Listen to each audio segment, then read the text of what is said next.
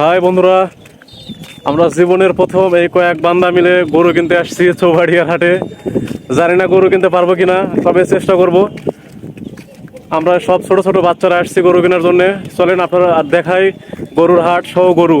যদি কিনি সেটাও দেখাবো, না কিনি সেটাও দেখাবো। আমাদের সঙ্গেই থাকুন। অনেক কষ্ট করে গরুর হাটে ঢোকার পর তো পুরাই অবাক হয়ে গেলাম। একসাথে এত গরু আমার জীবনে আমি কখনো দেখিনি। আর এই মাঠটা পুরোটাই কাদায় ভর্তি ছিল। কোথাও কোথাও এক হাঁটু পর্যন্ত কাদা ছিল। এত মানুষ আর গরুর ভিড়ে আমরা গরমে হাঁসফাঁস করছিলাম। তাই আশেপাশে খাওয়ার কোনো কিছু আছে নাকি সেটাই খুঁজে বেড়াচ্ছিলাম। আর খুব ভয়ে ভয়ে হাঁটছিলাম যে গরু লাথি মারে কিনা। এত ভিড় আর কাদার মাঝে হেঁটে যাওয়া এক প্রকার চ্যালেঞ্জ ছিল আমাদের কাছে।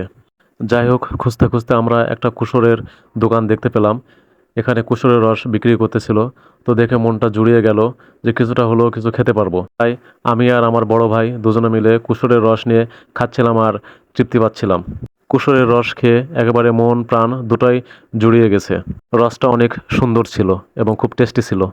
আর এই হানিফ মামার কালাভুনা খাবো বলে নিয়ত করে আসছিলাম, কিন্তু দুঃখের বিষয় আমরা আসার আগেই কালাভুনাটা শেষ হয়ে গেছে। এই যে দেখছেন, এই কালাভুনাটা অর্ডার করা ছিল, তাই আমরা আর কালাভুনা পাইনি। তাই আমরা খুব হতাশ হয়েছি। খুব ইচ্ছা থাকা সত্ত্বেও আমরা কালাভুনা খেতে পারিনি। তো হতাশা কাটানোর জন্য এবং গরম থেকে বাঁচার জন্য একটু আমরা হাট থেকে বাইরে বের হয়েছিলাম। হাটের পাশে যেহেতু নদী, তাই নদীর ধারে বসে এই প্রকৃতি দেখছিলাম আর চা খাচ্ছিলাম। আর প্রতি চায়ের চুমুকে মনে একটা প্রশান্তি পাচ্ছিলাম। আর এই চাটা এত টেস্টি ছিল যে প্রতি চুমুকেই মনে হচ্ছিল সব ক্লান্তিটা দূর হয়ে যাচ্ছে। যাই হোক, চা খাওয়া শেষ করে আমরা আবার হাটের উদ্দেশ্যে রওনা দিলাম। তো আমি এখানে এসে গরু দেখতেছিলাম এবং দাম করছিলাম। হাটে যাওয়ার আগে চাচাদের কাছ থেকে জেনে নিয়েছিলাম গরু কেমন করে দামাদামি করতে হয়। সেই জন্য দেখে নিচ্ছিলাম। আর গরু কেনার আগে কি কি দেখতে হয় সেগুলো জেনে গিয়েছিলাম। তাই গরু ভালোভাবে দেখে নিচ্ছিলাম, গরুর পা ঠিক আছে কিনা, তারপরে গরুর কোথাও কাটা আছে কিনা, বা গরু অসুস্থ কিনা সেগুলো ভালোভাবে চেক করে নিচ্ছিলাম। এবং লোকজনের সঙ্গে দাম দর করছিলাম, কত টাকা দাম নেবে আর আমি কত টাকা দিব সেগুলাই দাম দর করছিলাম। কিন্তু দুঃখের বিষয়, দামে হলে গরু পছন্দ হচ্ছিল না এবং গরু পছন্দ হলে দামে হচ্ছিল না। গরুর হাটগুলো মনে হয় এইরকমই। তারপরেও আমরা দেখে যাচ্ছিলাম এবং দাম দর করেই যাচ্ছিলাম, কারণ গরু কিনে ঠকা যাবে না। তো এক সময় আমি হাল ছেড়ে দিলাম যে আমি হয়তো গরু কিনতে পারবো না। যাই হোক, ফাইনালি আমাদের গরু কেনা হয়েছে। এটাই আমাদের সেই গরু।